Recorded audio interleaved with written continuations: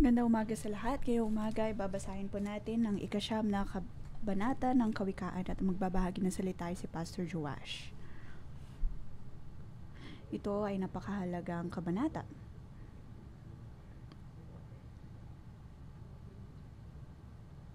Sa Proverbs chapter 1 hanggang 9, naipakita po dito ang kabuuan ng libro ng Kawikaan. Pinapakita po nito kung ano ang tunay na karunungan. Sinasabi po dito na ang karunungan ay katulad ng pagbibigay ng imbitasyon at ang banal na espiritu nga ang karunungan. Ang karunungan ang siyang lumikha ng langit at lupa.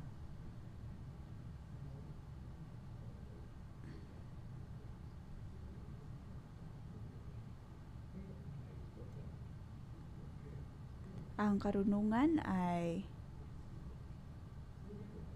puno ng kasiyahan.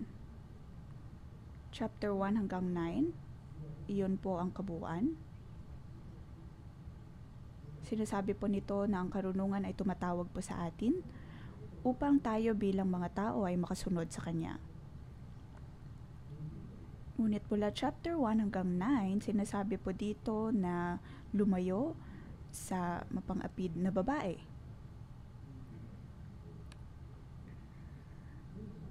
Lumayo maging sa kamangmangan. At ngayon nga po sa chapter 9,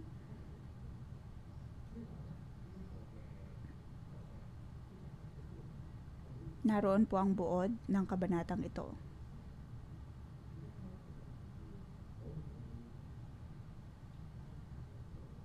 Sinasabi po dito na atin pong sundin ang karunungan. Makinig sa salita ng Ama. At ipaliwanag kung ano nga ba ang tunay na karunungan.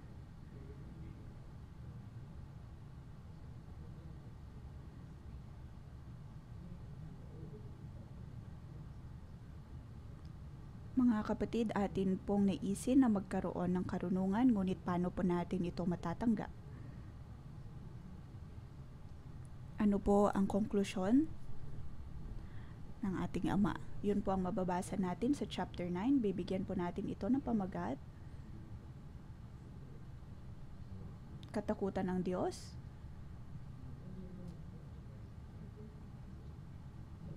Ang pagpili sa karunungan ang natatanging bagay na ating piliin.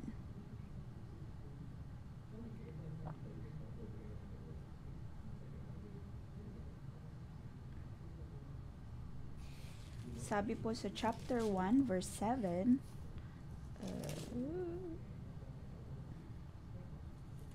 sinasabi po dito, ang paggalang at pagsunog kay Yahweh pasimula ng karunungan, ngunit walang halaga sa mga mangmang ang aral at mga suway. Ganon din po ang sinabi sa chapter 9, kung ipinapakita kung gaano kahalaga ang karunungan.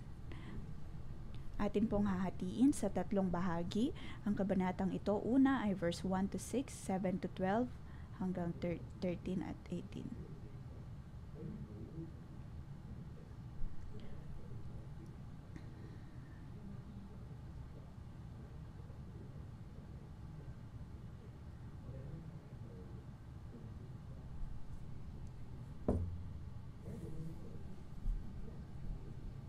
Unang bahagi sa verses 1 to 6. Narito po ang karunungan na iniimbitahan ang bawat isa na lumakad sa karunungan.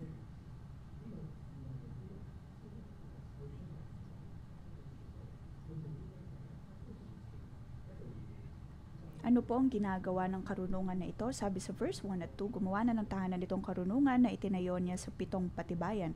Nagpatay siya ng hayop, nagtimpla ng inumin, ang mesa inihanda, punong-puno ng pagkain. Verse 1 at 2.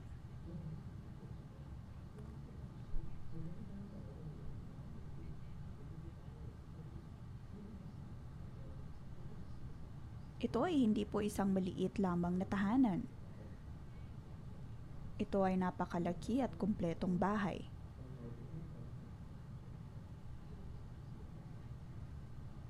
Ang bahay na ito ay isang tahanan kung saan din po tayo natututo. Ibig sabihin, ang karunungan ay lumikha ng isang tahanan kung saan ang lahat ay matututo. Ito ay kompleto, ito ay buo. Bakit niya po ginawa ang tahanan na ito? Hindi po natin alam, hindi po nabanggit dito. Ikalawa, matapos ang paggawa ng tahanan na ito, ay nagpatay siya ng hayop upang magkaroon ng salo-salo. Nagtimpla ng inumin, inihanda ang mesa, at ang mesa ay punong-puno ng pagkain. Pagkatapos sa verse 3, ang karunungan na ito ay may ginawa. Katulong ay isinugo sa gitna nitong bayan upang lahat ay abutin ng ganitong panawagan. Sino ang hinahanap ng karunungan nito? Ang kulang sa kaalaman dito ngayon ay lumapit sa mangmangmang ay ganito ang sinambit sa verse 4. Halik kayo't inyong kainin ang pagkain ko at tunggain ang inuming inilaan ko sa inyo. Naroon na inimbitahan ng karunungang ito ang bawat isa. Dahil sa kanyang tahanan ay mayroong tunay na karunungan at ang kanyang tahanan ay napakaganda. Ang lugar na iyon ay napakuluwang at kaya nitong magkaroon ng maraming mga tao. Mayroong magandang pagkain at maayos na mga inumin. At sino ang hinahanap nito? Ang mga kulang sa alaman. Ang mga simpleng tao. Ang simple ay mangmang. Kulang sa kaalaman. Dito ngayon ay lumapit sa mangmang ay ganito ang sinambit verse 4.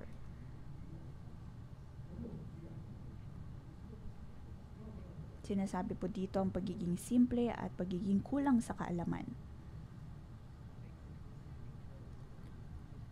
Kulang sa kaalaman, ibig sabihin sa emosyon man o sa mentalidad ay mayroong kakulangan.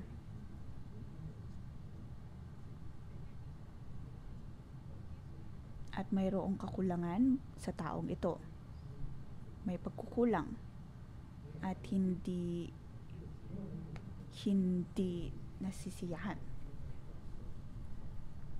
Sabi sa verse 6, lisanin ang kamangmangan upang kayo ay mabuhay at ang landas ng unawa ang tahakin at daanan.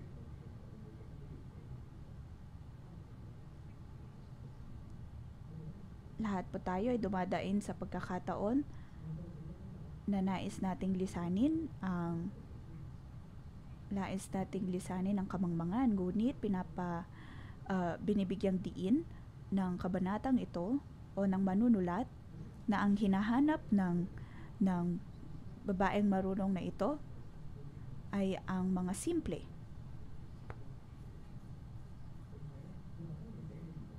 Kanyang tinatawag ang mga simple o kaya'y mangmang.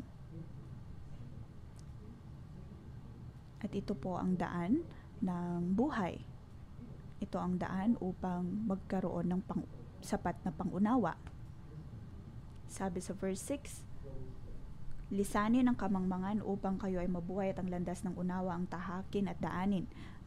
Sabi po dito, go straight, maging direkta. Sa paglisan sa kamangmangan, tayo ay tutungo sa tamang pangunawa. Ibig sabihin, magkakaroon ng liwanag sa atin pong mga puso.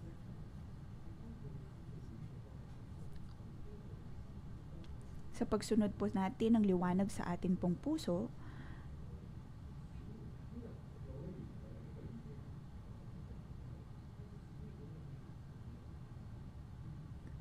tayo po ay magiging diretso sa ating daanan, makakadaan sa nararapat na daanan.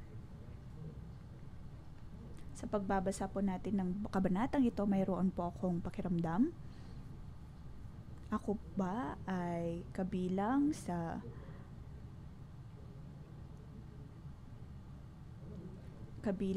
mga mangmang na ito? Mula nang ako'y bata, gustong-gusto ko nang magbasa. At marami na po akong nilagay na kaalaman sa aking kaisipan. Ako ay laging pumupunta sa mga library. At sa mahabang panahon ay lagi kong sinasabi na hindi ako mangmang. hanggang sa nakarating ako sa 611. Bago pa man ako makapunta sa iglesia, kamusta nga ba ang aking pakikipagrelasyon o ugnayan sa iba? Meron akong malalim na kawalan na hindi natutuwa pagdating sa ugnayan na mayroon ako. Sinubukan kong magbasa ng mas daming mga libro, ngunit hindi ito nagdala ng kaligayahan sa akin. At sa mahabang panahon ay hindi ako dumalo sa simbahan. Ngunit ganun pa rin na hindi sapat ang aking nalalaman. Mayroon akong kayabangan na kaya kong resolbahan ang bawat problema na mayroon ako. Hindi ko iniisip na ako ang tutuusin ay mangmang at kailangan ko ang banal na espiritu. Sa tulong ng banal na espiritu, sa pagpuspos sa akin ng banal na espiritu, ako ay nakarating sa 611. At sa tuwing ako ay nakakapakinig ng mga pagtuturo, ako ay mayroong pakiramdam. Lagi kong sinasabi, narinig ko na ang mga katotohanan ito, narinig ko na ang mga salitang ito. Nadinig ko na mula pagkabata ang tungkol sa kaligtasan, muling pagkabuhay, ang tungkol sa pagkakaroon ng bagong buhay, pagkakaroon ng karunungan.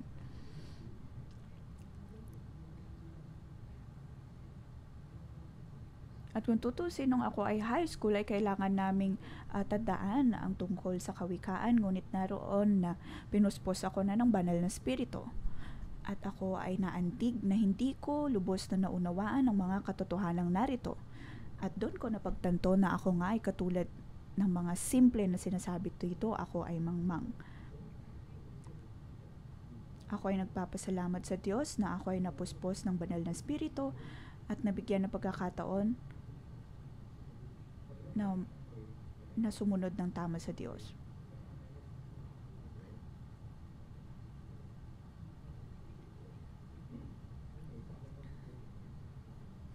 Kamakailan lamang ay nagkaroon kami ng salo-salo kasama ang iba kong mga kaibigan. 20 taon na nakakalipas nang kami ay sama-samang kumuha ng public exam. Pagkatapos kami ay naimbitahan sa salo-salo noon ni Pastor Joshua at Simo. Matapos ang ilang taon ay muli kaming tinawag ng isa sa aming mga kaibigan upang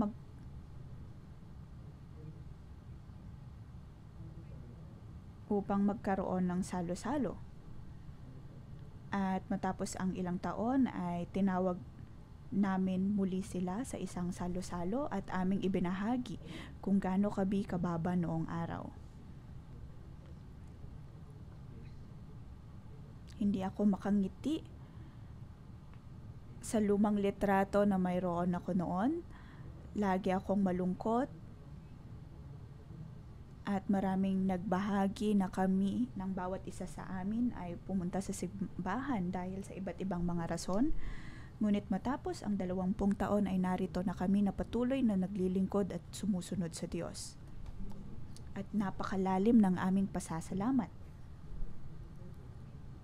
Tunay nga ng pagsunod sa Diyos ay daan tungo sa liwanag. Ito din ay daan tungo sa buhay.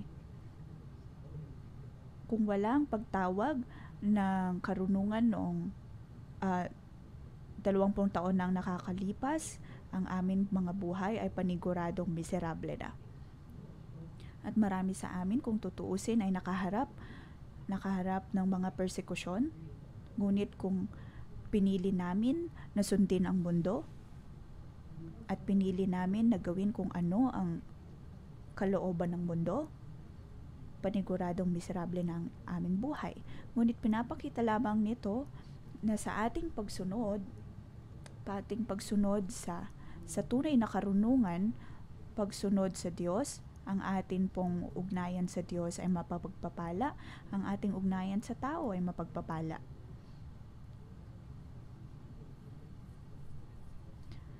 Sa 20 taon na ito, kami ay nakaranas ng maraming mga pagsubok, ngunit patuloy naming pinanghahawakan ang Diyos at naroon na Diyos ang tutulong sa amin upang maging malaya at maging puno ng buhay. Alam namin na mayroong buhay, mayroong pag-asa.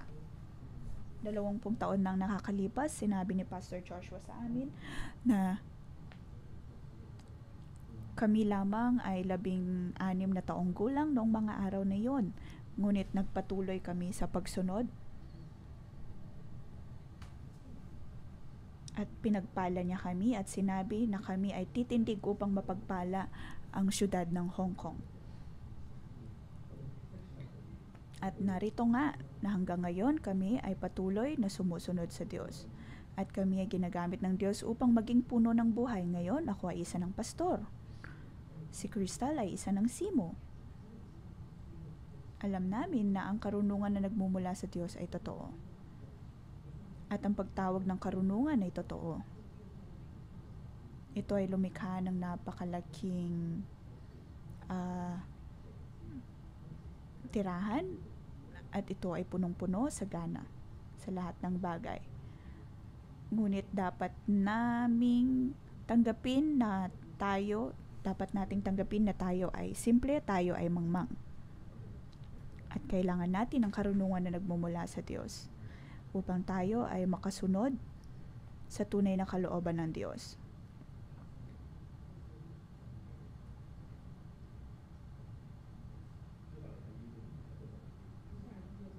Sunod na kabanata, verse 7 hanggang 12. Ito po ang pinakagitna o pinakapangunahing bahagi.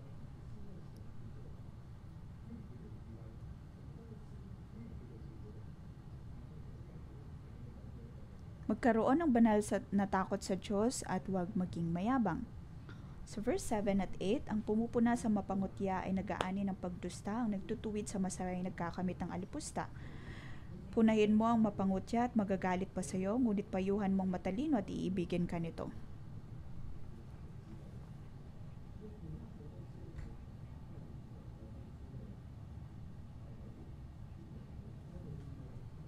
Verse 9, matalino'y turuan mo at lalo siyang tatalino, ang matuwid ay aralan, lalago ang tunong nito. Mayroon pong pangunahing bahagi dito.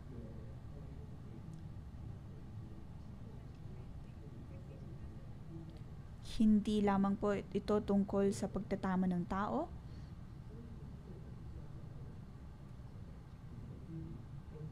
Hindi po itinuturo ng kabanatang ito kung paano ba tayo't magtama. Ngunit, ang pinakapunto nito ay kung kaya po ba nating tumanggap ng pagtatama.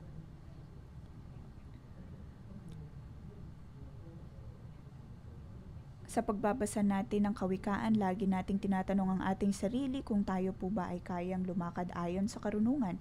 At sa bahaging ang ito ng kabanatang ito, paano nga ba tayo tumatanggap ng pagtatama? Sa marketplace, kung tayo po ay sinasabihan ng ating mga boss kung saan tayo nagkamali, tayo po ba ay handa na tumanggap ng pagtatama? At marunong po ba tayong tumanggap ng pagtatama? Sinasabi po dito na ang taong matuwid at marunong sa tuwing siya ay naitatama, siya ay mapagpasalamat.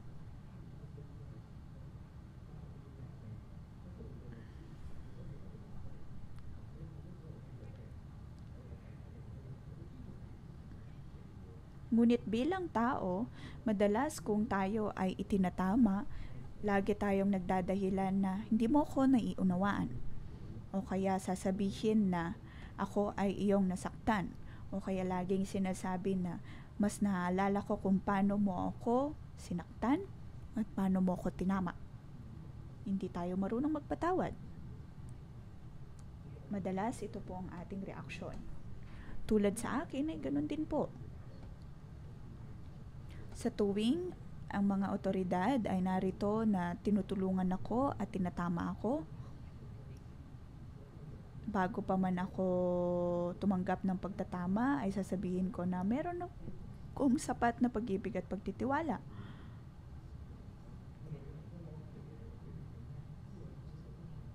Ngunit pagkatapos nito ay iisipin ko, mayroong taong naninira sa akin. May mga pagkakataon na iisipin ko na oo, may tama siya, ngunit mayroon din mga bahagi na hindi totoo. Ngunit tinuturo po nito, pinapaalala po ng kabanatang ito na kung ang isang taong tunay na marunong ay itinatama, kanyang minamahal ang taong nagtatama sa kanya. Dahil kanyang pinapahalagahan ang pagdidisipulo, kanyang pinapahalagahan ang pagtatama.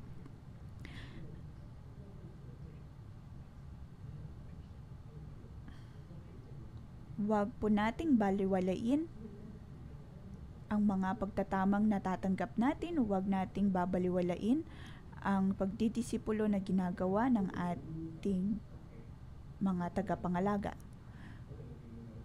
May mga pagkakataon na nais lamang nating sumagot, manumbat, maghiganti, pagkatapos ay mapupuna tayo ng galit sa atin.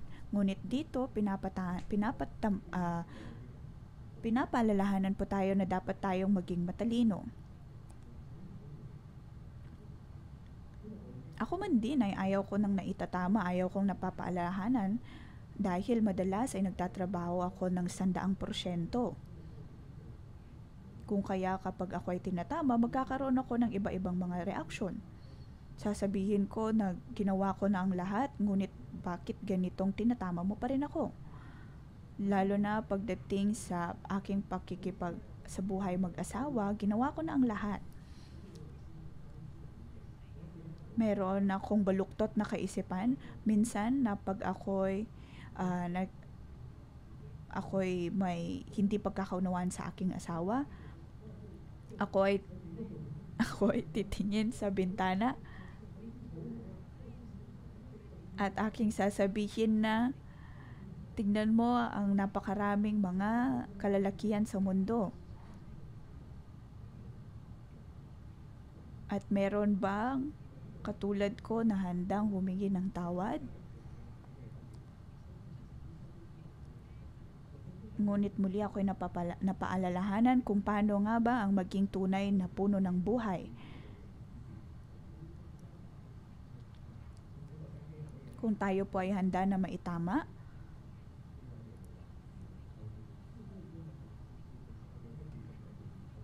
sinasabi po dito na doon nagsisimula ang karunungan. Nagkakaroon po tayo ng banal na takot sa Diyos.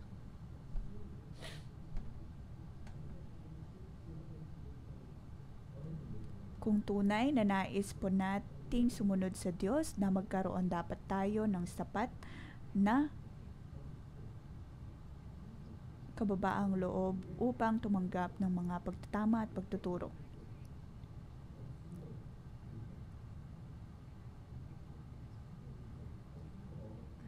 Ating sampalatayanan na tayo ay binigyan ng Diyos ng mga tamang otoridad para sa atin, at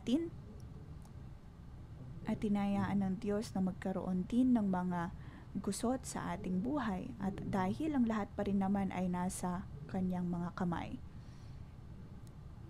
Hindi po dapat tayo naghihiganti dahil paniguradong makakatanggap tayo ng karunungan. Verse 11 at 12, ang paggalang at pagsunod sa pamagitan ko habang iyong mga araw, dahil sa akin lalawag ang iyong buhay. Kung mayroon kang karunungan, mayroon kang pakinabang, ngunit ikay magdurusa kapag siya'y tinanggihan. Tayo ay magiging mas masaya, tayo ay magiging mas mabunga.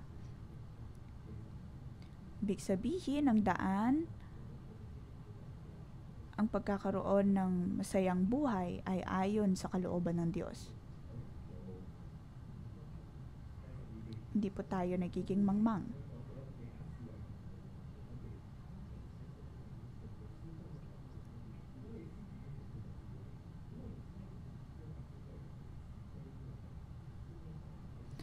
Kung alam po natin na tayo ay kulang pagdating sa karunungan, dapat po tayo maging mapagpakumbaba. Tandaan po natin na ang karunungan ay para po sa ating ikabubuti. May mga pagkakataon na tayo ay umaasa lamang sa ating mga sarili.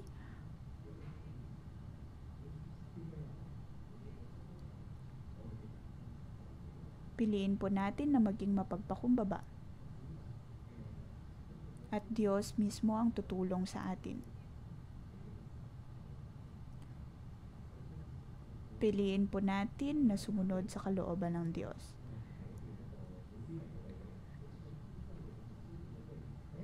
Sunod na kabanata ay ibang-iba po sa kung anong sinabi sa unang bahagi. Dahil nabanggit ang tungkol sa karunungan sa verse 1 to 6, ngunit pagdating po dito sa verse 13 hanggang 18, tungkol naman po ito sa kamangmangan.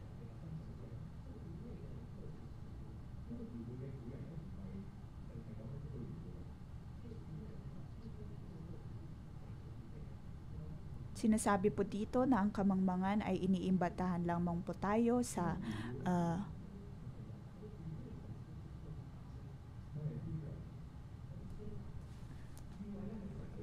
gawa ng kaaway.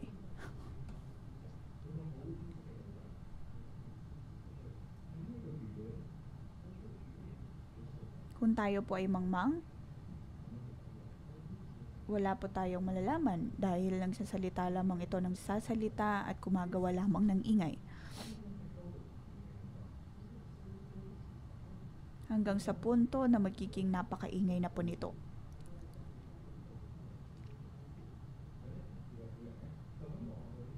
Magaslaw at walang kaya, lagi siyang naroon sa pinto ng kanyang bahay o sa lantad na bahagi ng lansangan nitong bayan.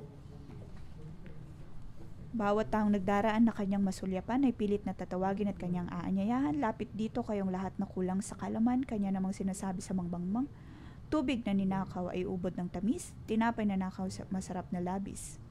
Hindi alam ng biktimang wakas niyo ay kamatayan at lahat ng pumasok dooy naroon na sa libingan.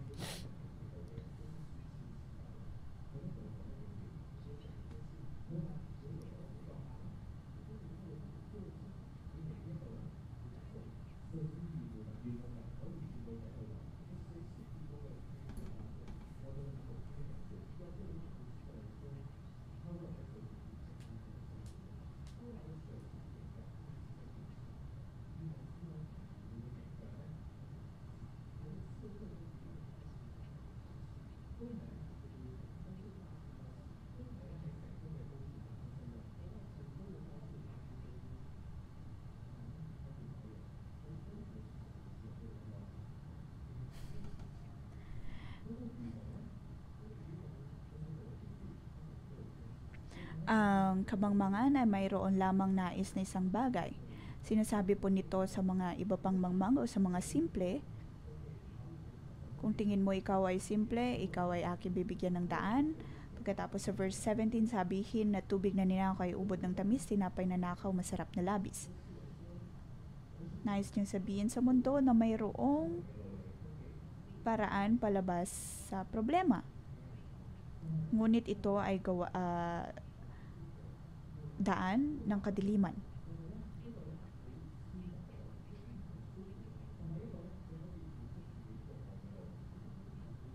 Daan na hindi tama.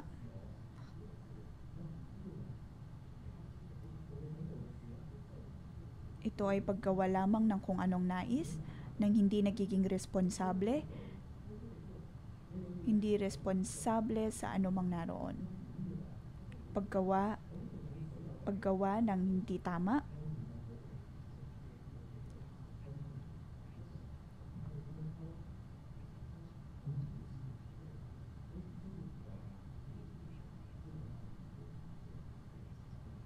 ito po ay kamangmangan.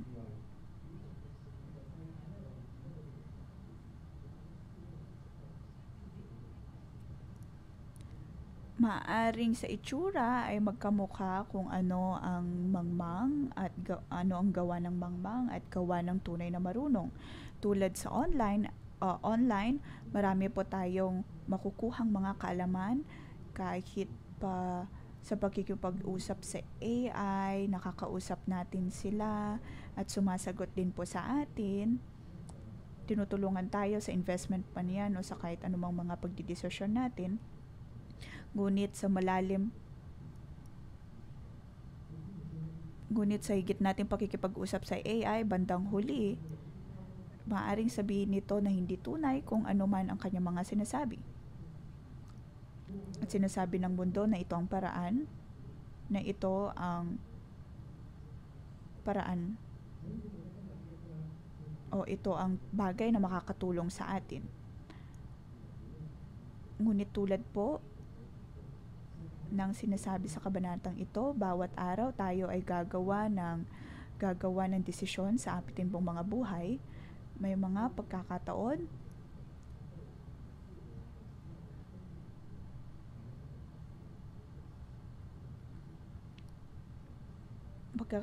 na iisipin natin, na alam natin kung ano ang tama, kung ano ang tunay na karunungan. Ngunit naway maliwanagan po tayo. Tayo po ba ay talagang lumalakad ayon sa liwanag? May mga pagkakataon na kailangan nating gumawa ng desisyon sa ating pakikipagrelasyon sa iba, sa ating pakikipag-ugnayan sa iba.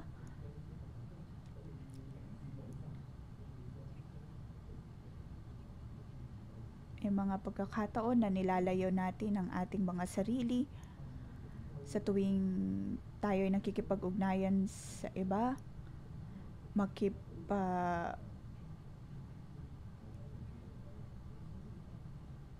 wag nang makipag-ugnayan sa mga taong ayaw natin, ngunit hindi po ito ang daan ng tunay na buhay.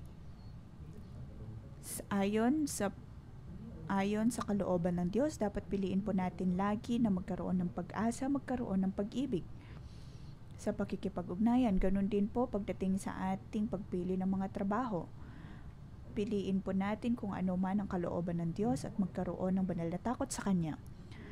Sa ating pagkakaroon ng takot sa Diyos,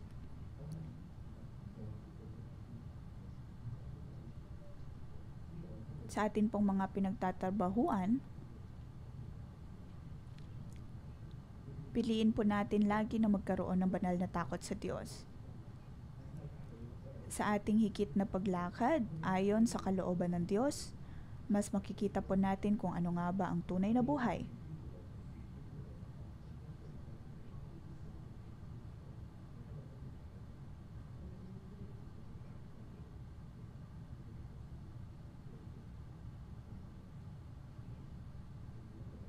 Magkaroon ng banal na takot sa Diyos.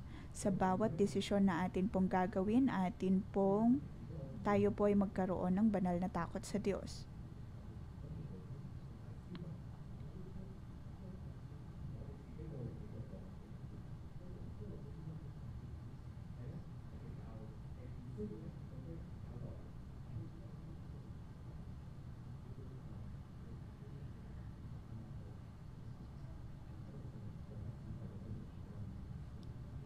Muli po tayong pinapaalalahanan ng banal na espiritu. Tayo ay kanyang tinawag, tayo ay tinawag sa puno ng buhay. Ang banal na espiritu ang tumatawag po sa atin at nagsasabi na laging piliin ang banal na espiritu, laging isipin ang kalooban ng Diyos.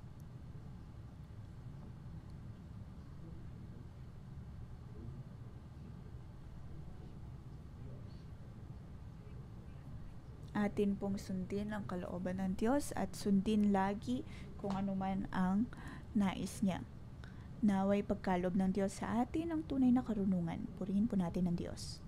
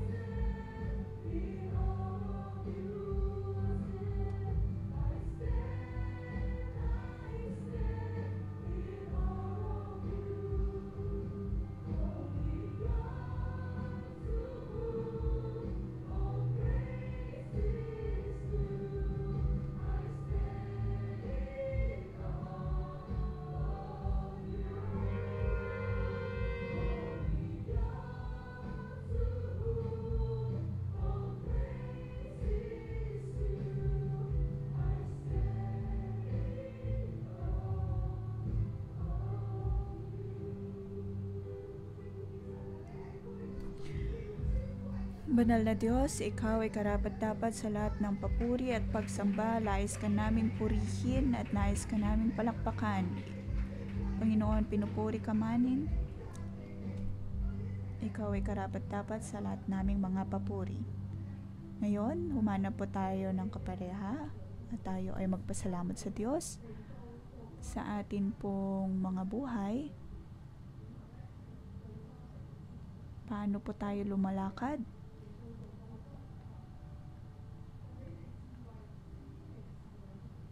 Sa atin pong mga buhay, paano po natin napagtatagumpayan ang bawat paghihirap?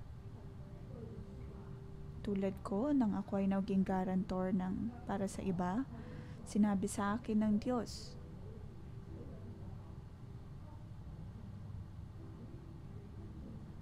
sinabi sa akin sa isang morning devotion na huwag maging guarantor. At ito nga ang nagligtas sa akin.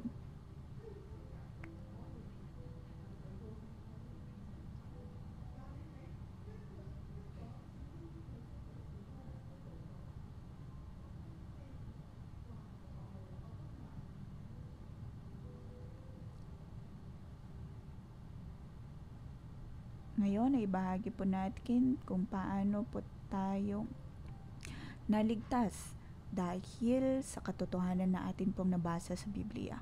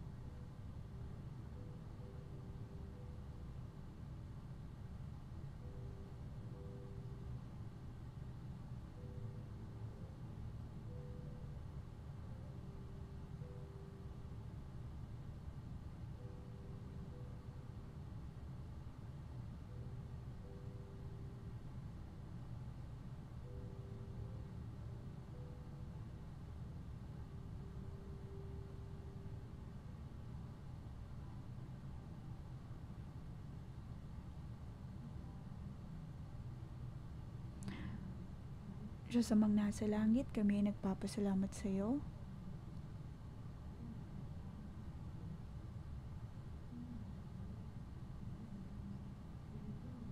Ang pinakatamang desisyon na aking ginawa ay nang ako ay dumalo sa 611.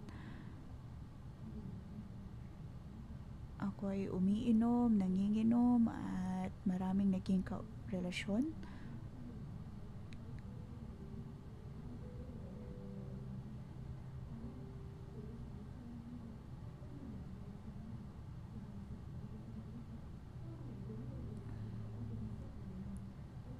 Panginoon, maraming salamat dahil dinala mo ako sa iglesyang ito. Sinasabi mo, Diyos, na huwag akong umasa lamang sa aking sarili,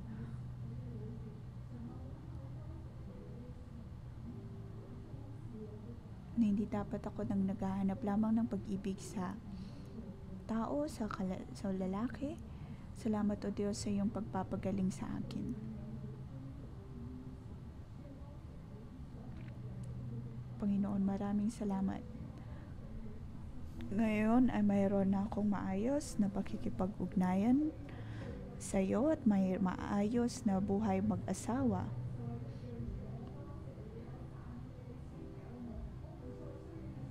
Panginoon, maraming salamat sa iyong pagliligtas sa akin.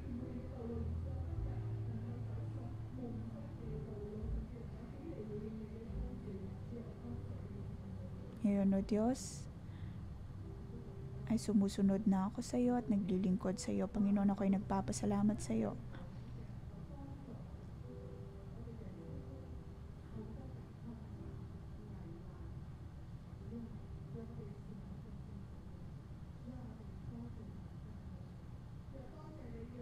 Panginoon, maraming salamat at ikaw ay aming pinapupurihan.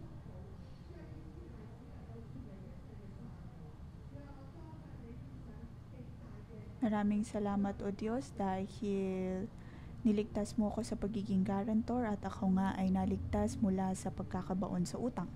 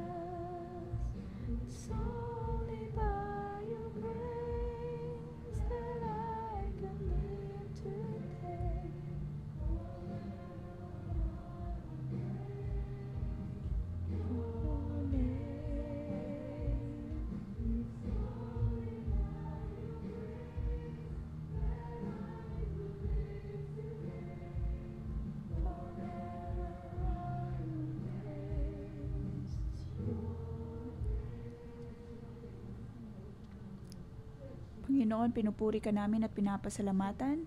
Ang lahat ay dahil sa iyong habag at biyaya.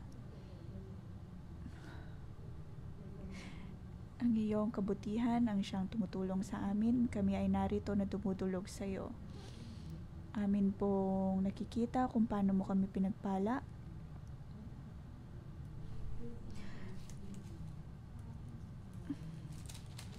Sabi sa verse 8, punahin mong mapangutya at magagalit pa sa iyo, ngunit payuhan mong matalino at iibigin ka nito.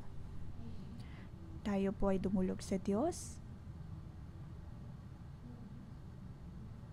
Tayo po ba ay mangmang?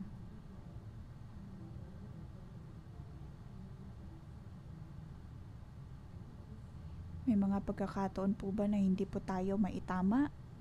Hindi tayo marunong tumanggap ng pagtatama o kaya sa puso natin, sa tuwing ang ating mga otoridad, ang ating mga boss, ay itinitama po tayo. Maaring sa panlabas ay ayos lang po tayo, ngunit sa kaloob-looban natin tayo po ay nagagalit o kaya ay napipikon. At tayo po ay manalangin sa Diyos.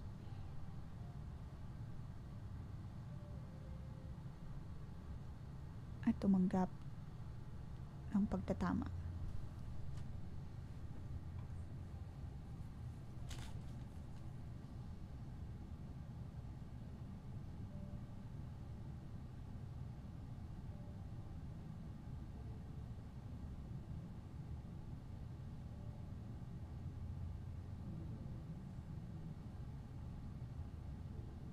Sa tuwing tayo po ay naitatama, ang maaaring ang una nating reaksyon ay hindi yun ang totoo.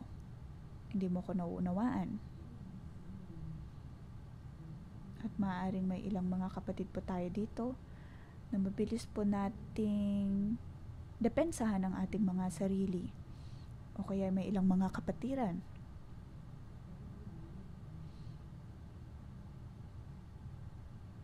na kinikimkim lamang natin ang ating kalooban at iniisip na tayo ay hindi tinatrato ng tama. O kaya may ilan na sinasabi na hindi, wala akong ginagawang masama, wala akong ginawang mali.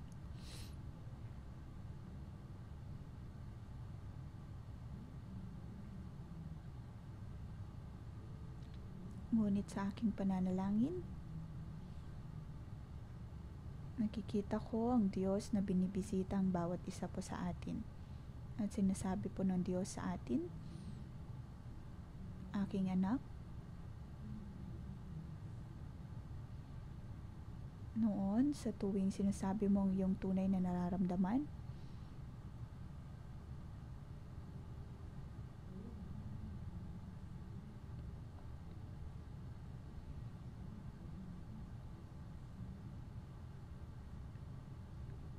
ikaw ay nasasaktan at pakiramdam mo'y hindi ka tinatrato ng tama.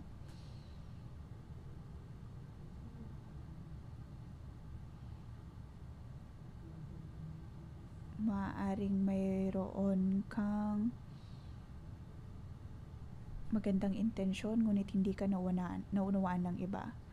At dahil nga sa karanasang iyon,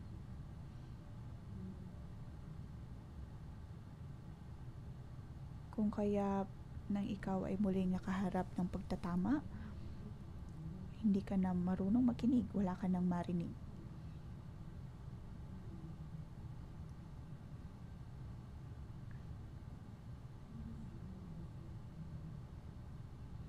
Ngunit ngayon, ikaw ay binibisita ng Diyos. At may ilang mga kapatid sa iyong buong buhay ay nais pong magkaroon ng magandang imahe or magandang reputasyon.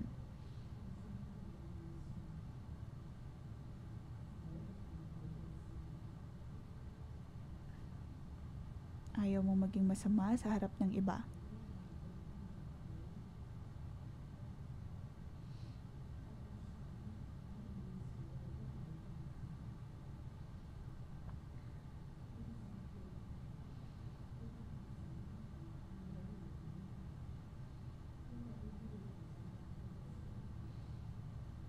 May mga pagkakataon na iyong iniisip, hindi dapat ako tinatama dahil pinapaalalahan lamang nito kung gaano ako kababa at hindi ko matanggap ang aking sarili. Ngunit nakikita ko na tayo ay niyayakap ng Diyos, ikaw ay niyayakap ng Diyos. Aking anak, ikaw ay aking minamahal sa kung sino ka.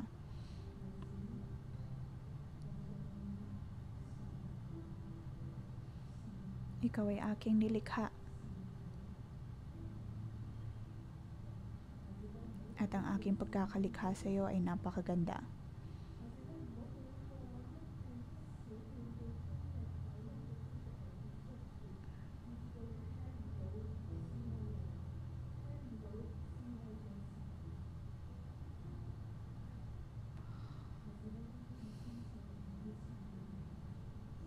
Ngayon ay aking inilalagay ang aking kamay sa iyo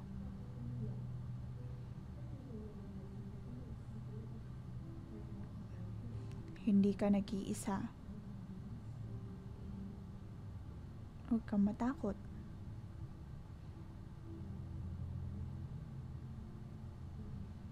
Panginoon, ako ay nagpapasalamat sa iyo.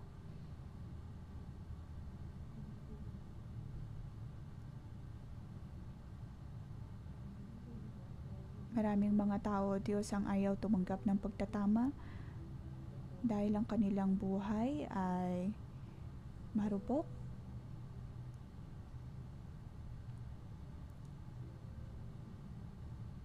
At tinatakpan lamang ang kanilang sarili ng kayabangan.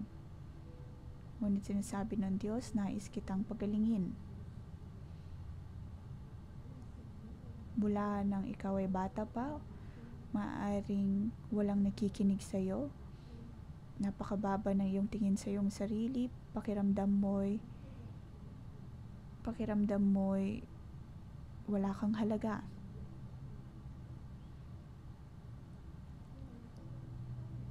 Kung kaya ayaw mong tumanggap ng pagtatama,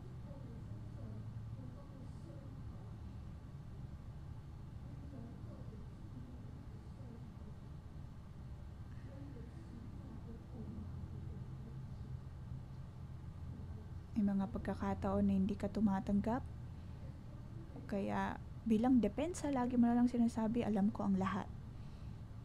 Ngunit alam ko kung paano ka nasaktan.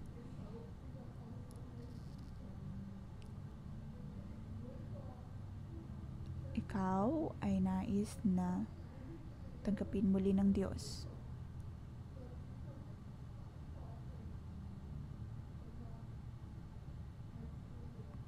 Ikaw ay puno ng galit, ngunit sinasabi ng Diyos sa iyo, ikaw ay aking nauunawaan.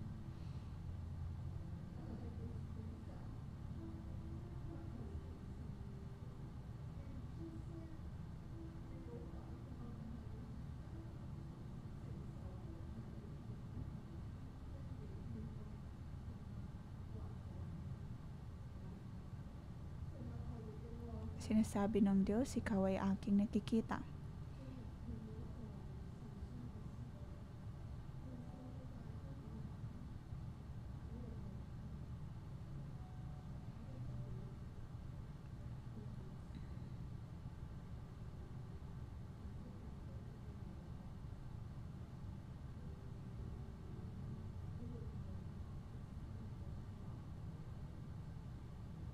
Ikaw ay niyayakap ng Diyos.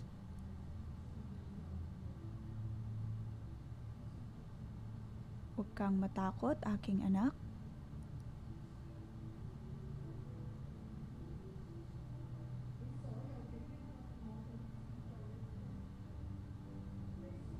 Nakikita ko ang lahat ng iyong paghihirap.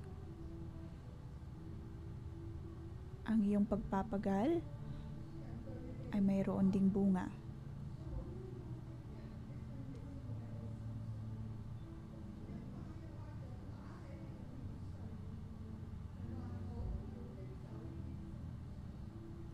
Sinasabi ng Diyos na kanyang tatanggalin ang iyong kalungkutan.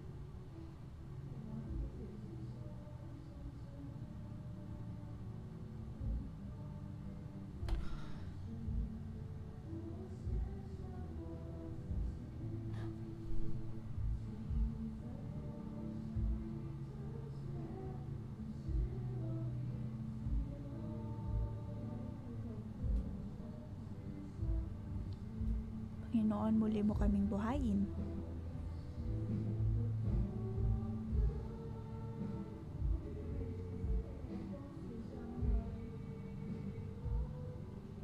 Panginoon, ang iyong banal na espiritu ang pumasok sa amin pong mga buhay.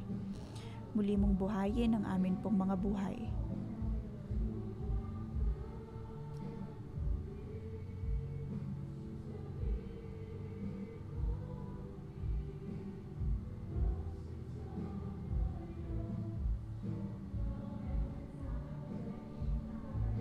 Tayo po ay tumayo at purihin natin ang Diyos.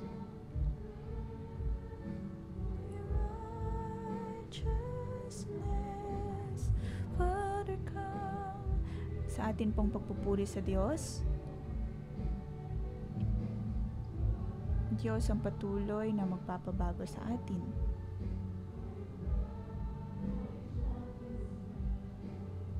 Upang ating makita ang Diyos.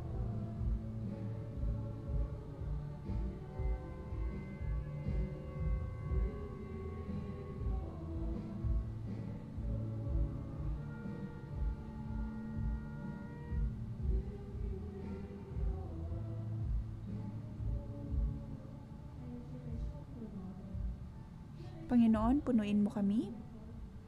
Punuin mo ang bawat isa sa amin. Sa aming pagpupuri sa iyo, pananalangin sa iyo. Muli mo kaming buhayin, O Diyos. Tulungan mo kaming manumbalik sa iyo.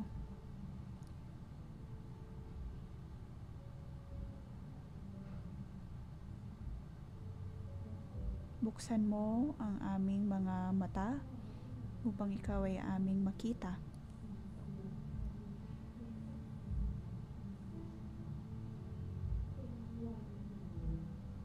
Ang pagkakaroon ng banal na takot sa iyo, O Diyos, ang simula ng tunay na karunungan. Tulungan mo kami, O Diyos, na makita ang iyong pagkilos sa amin pong mga buhay at makita namin na ang lahat ay mula sa iyo at para sa iyo.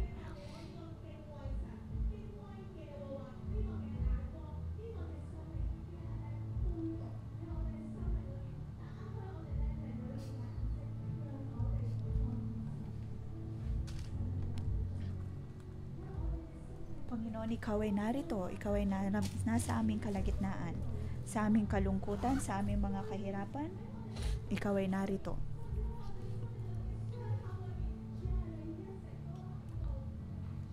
Ikaw ay laging narito sa amin. Ikaw ang Diyos na nagmamahal sa amin, hindi ka nagbabago. Hindi matatanggal ng kahit anumang uri ng kadiliman ang iyong presensya. Buksan mo, O Diyos, ang amin pong mga puso, ang amin pong mga mata. Tulungan mo kami, O Diyos, na tanggapin ang iyong karunungan, magkaroon ng buhay na tunay na may takot sa iyo. Banal na Espiritu, buksan mo ang aming mga mata upang makita namin ang iyong pagkilos.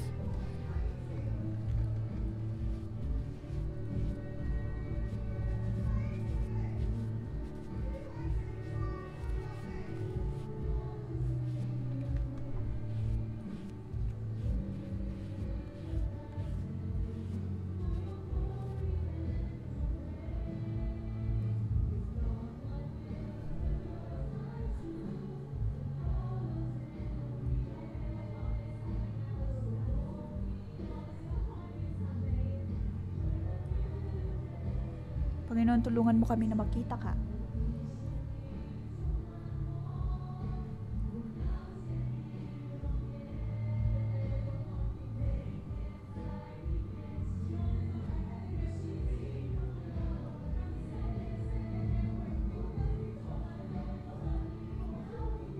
Panginoon, ang nais namin ay makita pa ang iyong kalwalhatian, matanggap ang iyong walang katapusan at walang hanggan na pag-ibig at pagtanggap.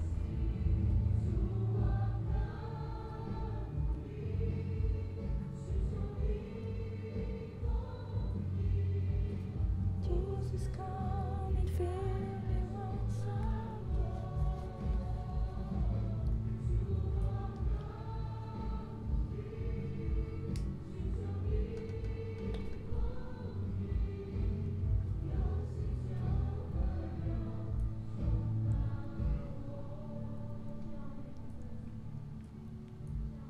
Panginoon, pinupuri ka namin at pinapasalamatan, ikaw ay aming nakikita. Ikaw ay nasa amin pong mga buhay. Sa pamamagitan ng kabanatang ito, sinasabi po nito na atin pong katakutan ng Diyos.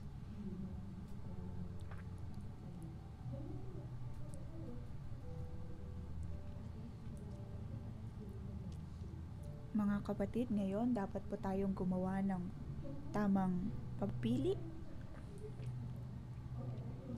Tayo po ay gumawa ng prophetic act. Piliin po natin ang daan ng pagkakaroon ng banal na takot sa Diyos. Diyos ang tutulong po sa atin.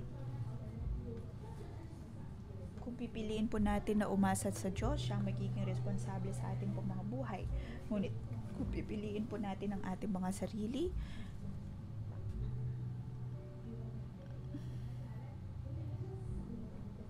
hindi po ito magiging tama para po sa atin. Naway piliin po natin na lumakad ayon sa kalooban ng Diyos.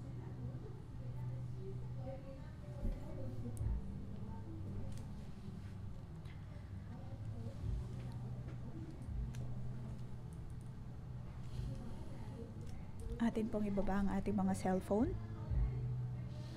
Dahil ang cellphone nagdadala po sa atin ng maraming mga impormasyon.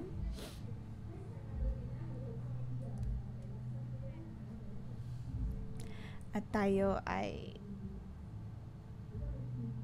binibigyan ng impormasyon maging ng mundo. Ngunit naway piliin natin lagi na sundin ang karunungan na nagmumula sa Diyos, magkaroon ng banal na takot sa Kanya.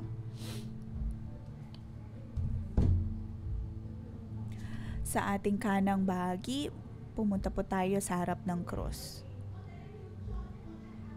Atin pong ibaba ang ating cellphone at pumunta sa daan ng karunungan, sa daan ng buhay, tungo sa krus, tungo kay Jesus.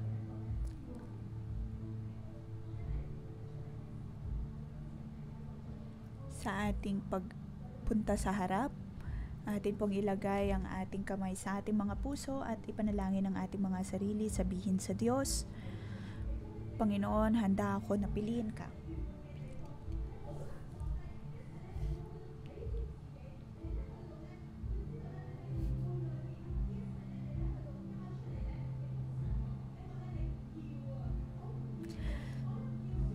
Sabihin natin sa Diyos na ayaw natin ang daan ng kaaway, ayaw nating manatili sa ating comfort zone.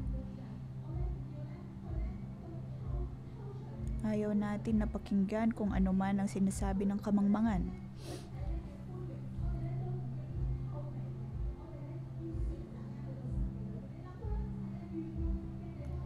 Piliin po natin ang Diyos. Kung sa tingin mo ay mayroong kamangmangan sa iyong mga buhay, atin pong isuko ang lahat ng ito sa Diyos.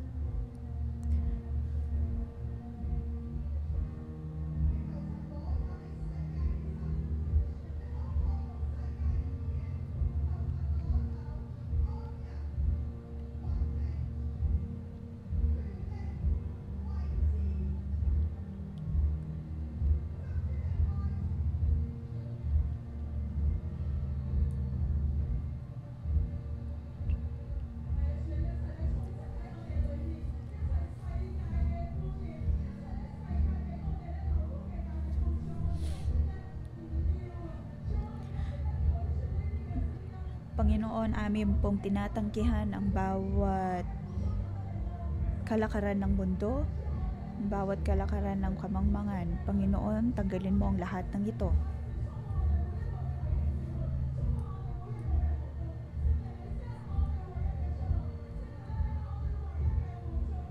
Ikaw lamang, O Diyos, ang natatanging daan palabas sa aming mga problema. Banal na Espiritu, naway tulungan mo kami.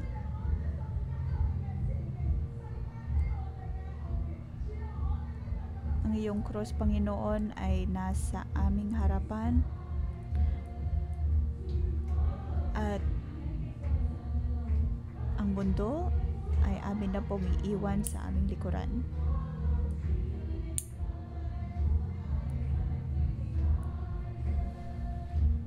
Follow Jesus. Panginoon, ang iyong presensya ay naritong kasama namin.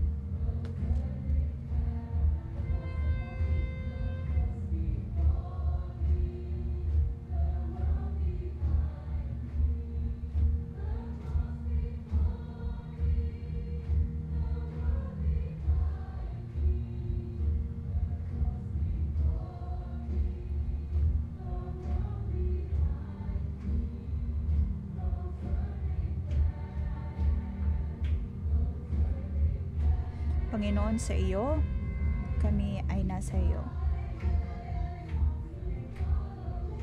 Panginoon, buksan mo ang aming mga mata upang ikaw ay aming makita. Tulungan mo kami na lumakad sa iyo.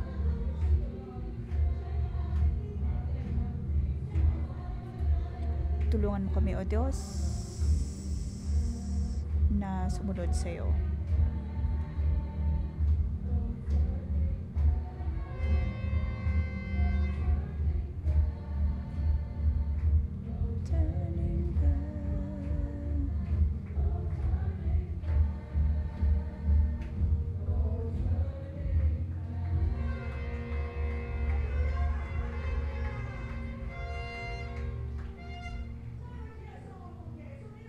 Panginoon, sa iyong ngalan kami ay narito. Panginoon, pinipili namin na lumakad sa katotohanan. Kami ay gumagawa ng desisyon na sundin ka sa amin pong mga buhay.